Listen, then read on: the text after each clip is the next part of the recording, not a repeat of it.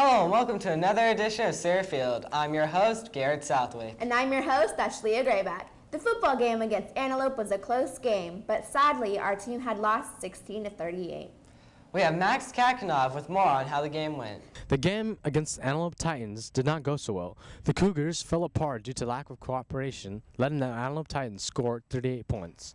When things finally started sinking, the Cougars scored 16 points in 6 minutes, but things did not last. The Antelope Titans won the game 38-6. Dylan Crabtree, what will you guys do differently to win against West Campus? Well, we had a big team meeting after last week's loss after the game. It lasted for about 10-15 minutes. We had about 8 to 10 people come up to the front and say a speech and tell the whole team and the coaches what they expected next week and what they wanted to let everyone know that we've been lacking and what we need to do to become a better team. And those two things were we need to play with some heart and play together as a family and have one heartbeat to control this whole team to have a better season. And I think that this week so far, we have been practicing really hard and we are really determined to turn this season around. We have 4 games left and we just want to go out there and show the community, our school, our family, our friends, our coaches, ourselves, and everyone that we can do it and that we are a very good team and that we can even out this. Remember, today is our homecoming game against West Campus, so come show your support. The soccer game against Dixon did not go too well. Originally, the game was scheduled for October 15th, but was postponed because of heavy rain. It rained on Monday too, but the game was not canceled.